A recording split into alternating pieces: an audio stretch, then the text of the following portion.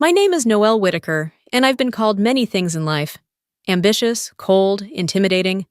But her weird cousin from out west? That one was new. It happened on a Sunday afternoon, inside a sun-drenched estate tucked deep in the hills of Connecticut. My sister Serena's engagement party. Champagne was flowing, violins played in the background, and every corner of the house whispered money.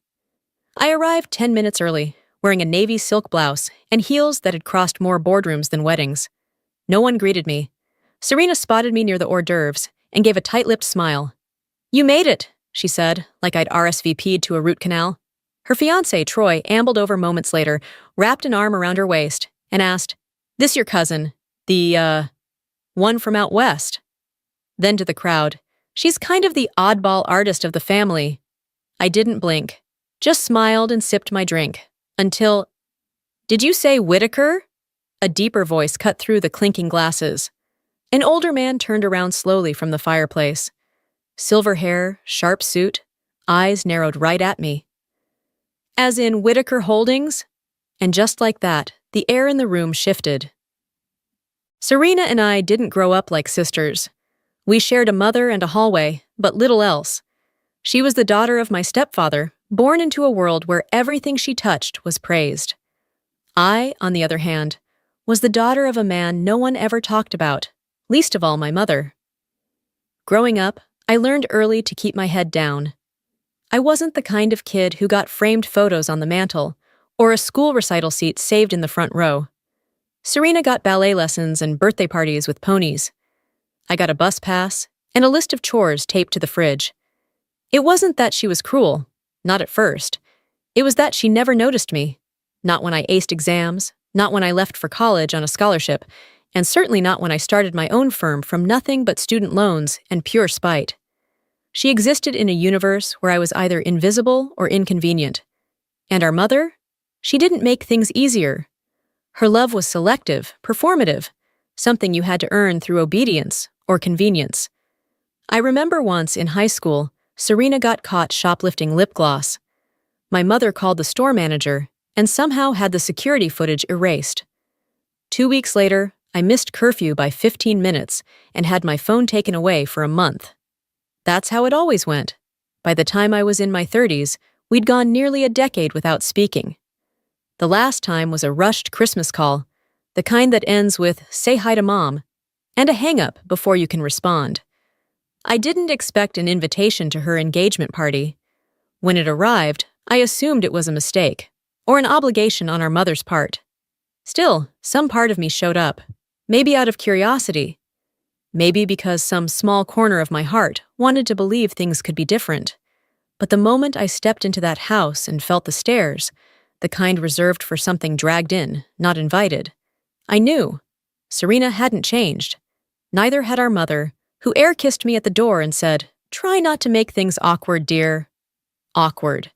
That was the word she used for existing. I watched Serena float around the room in her pastel dress, flawless and composed, her diamond ring flashing with every champagne toast.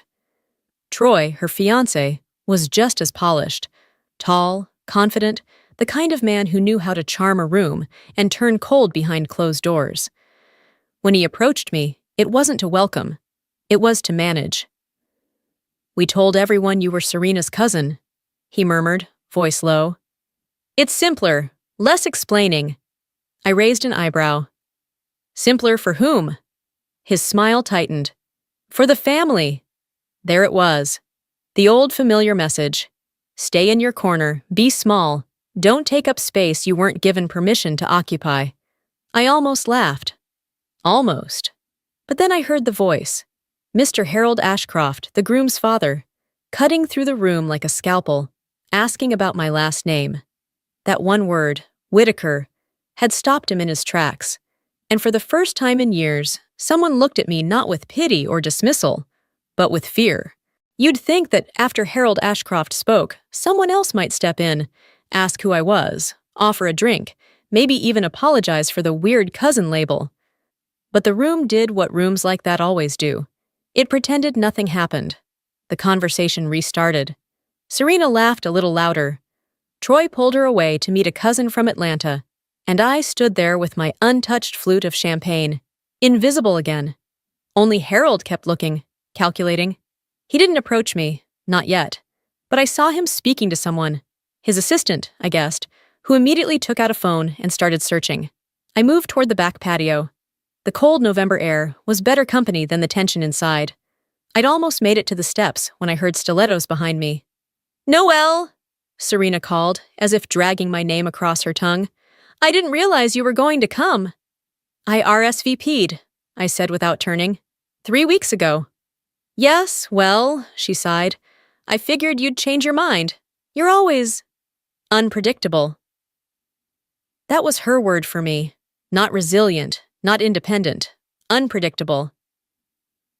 "I think Troy handled things well, don't you?" she added. "It's just easier for people to think you're my cousin. Not everyone understands our dynamic." "You mean the part where you pretend I'm not your sister?" She stiffened. "Must you be dramatic?" "No," I said, finally facing her. "But I must be accurate." She looked away, fiddling with the hem of her sleeve. "This day isn't about us, Noelle. Please don't make it into something it's not." "It never was about us. It was always about her." She walked off before I could answer, disappearing into the glittering maze of guests. I stood there, steadying my breath, when a voice interrupted. "Noelle Whitaker?" I turned. Harold Ashcroft was now beside me, more serious than before. "Mind if I ask, are you the Whitaker? Of Whitaker Holdings?" I didn't flinch. "I'm the founder and managing partner of Whitaker Holdings, yes." His eyes widened slightly, but he recovered fast. "I thought so. I've seen your name in the merger proposal. We've been in talks, though your team has kept things anonymous." "That was intentional." "I see." He paused. "Do you know what company we're merging with?" "I do." I smiled faintly. "Do your son and daughter-in-law?" The color drained from his face. He didn't answer. I left him there, speechless, and returned inside. As I passed Troy, he smirked like he still had control, like nothing had shifted. It was almost impressive, his blindness to consequence. A cousin I didn't recognize leaned toward him and whispered, "Who is she, really?" Troy shrugged. "Some finance type. Serena's family's got odd branches." I kept walking. Let them have their whispers. Let them stay ignorant for one more night. Because soon, they'd realize that I wasn't a branch on Serena's tree. I was the storm coming for their entire orchard. And just before I reached the exit, I passed our mother, holding court near the piano with 2 distant aunts. She barely looked up as I moved by, but she did say one thing, low and tight. "You always have to make everything about you." I paused, turned just slightly. "No, Mom, you just hate it when I don't let you make it about you." Her jaw clenched.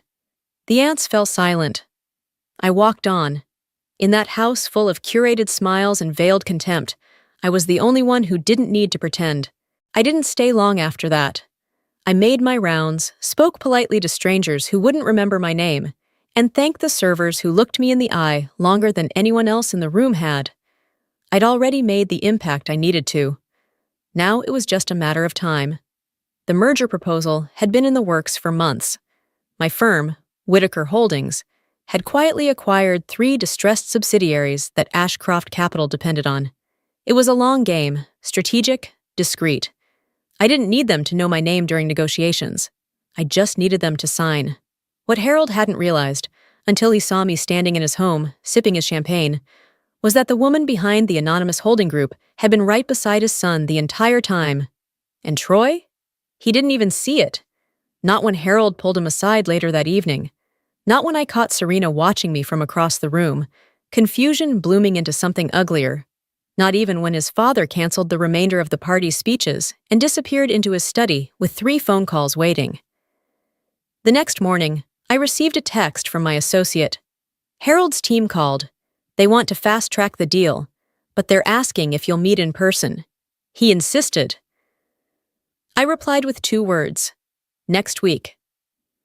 By Tuesday, I was sitting across from Harold in a glass-walled office overlooking Manhattan.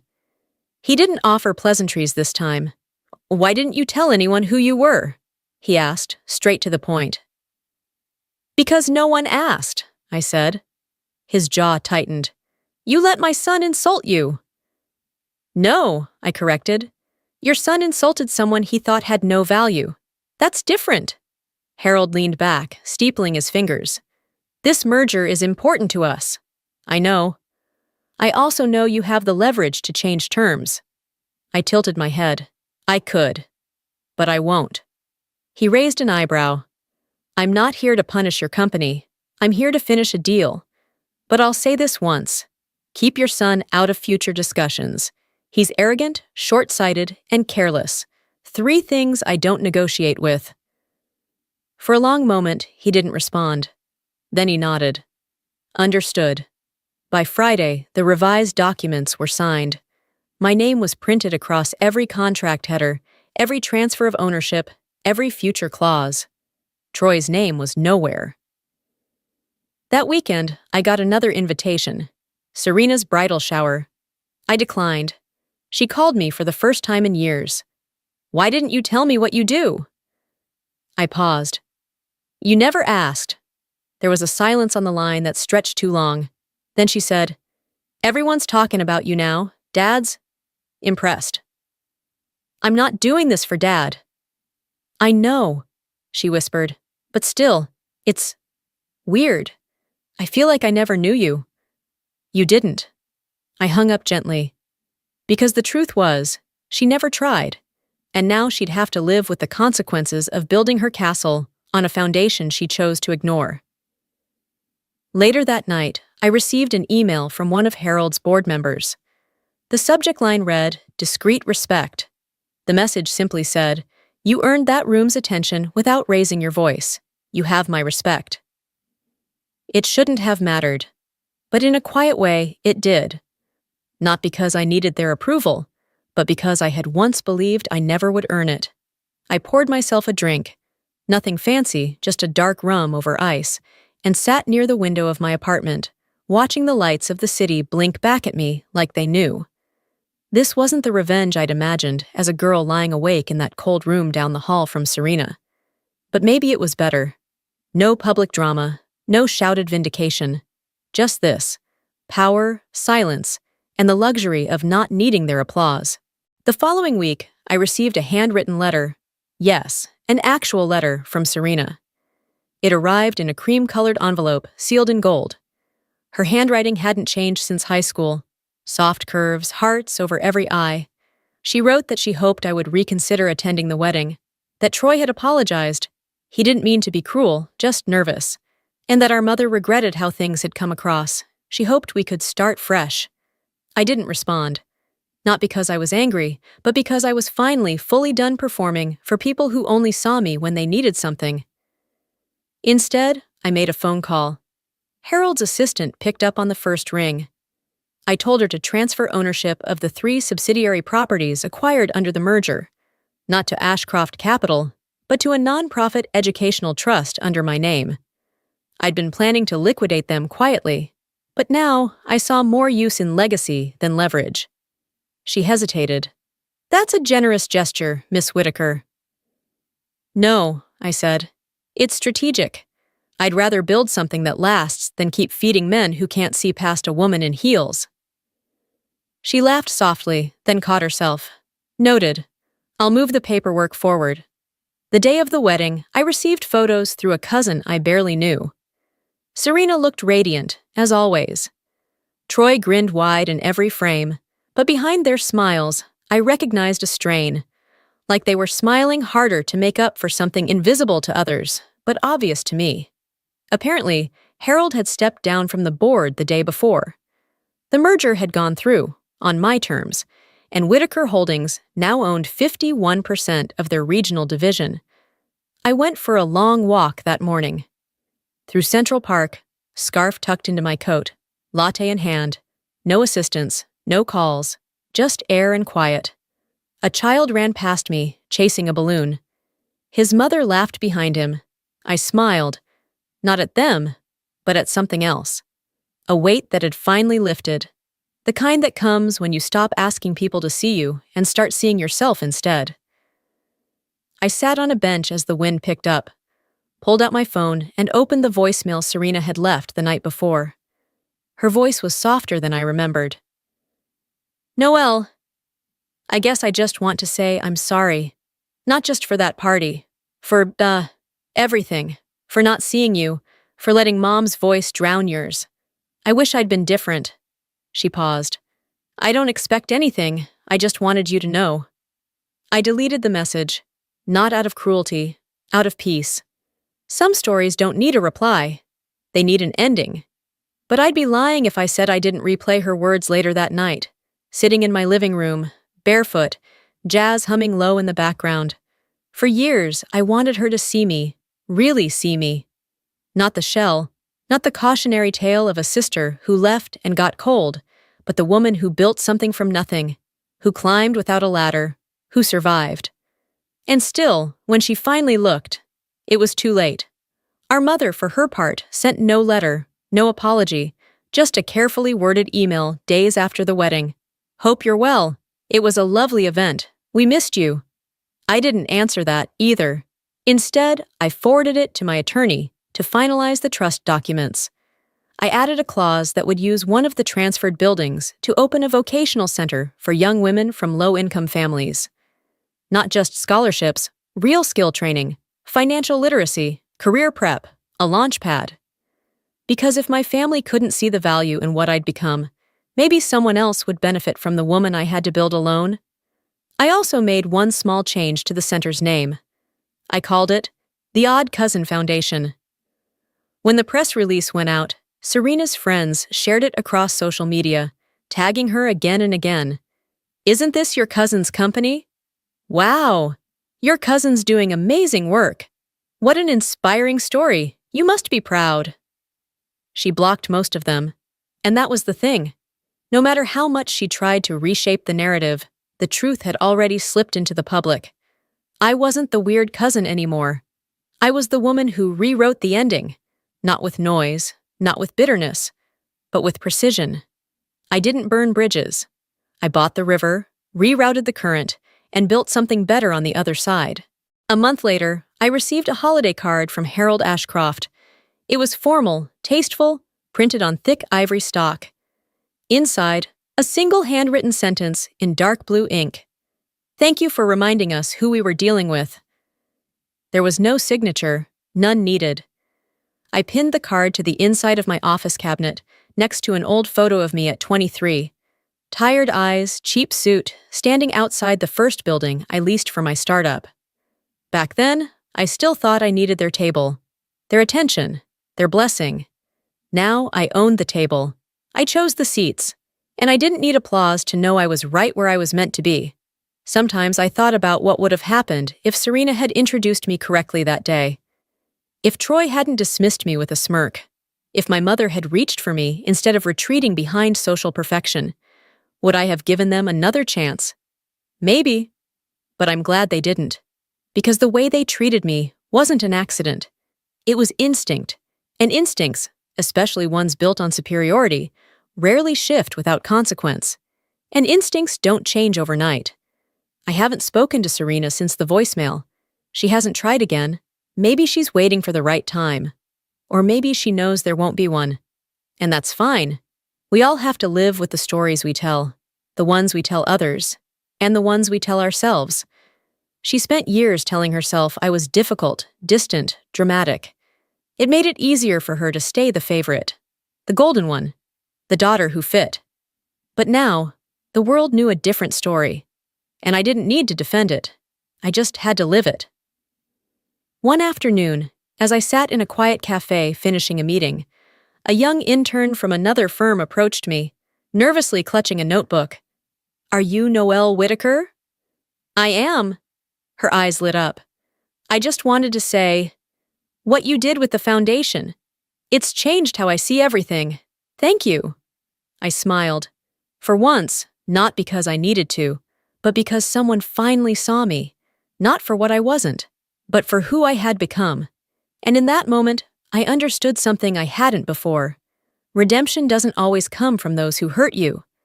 Sometimes, it comes from those who were watching and chose to see you clearly. And in the quiet that followed, with nothing left to prove, I felt something rare. Not victory, not power, just peace. And for the first time in years, it was enough.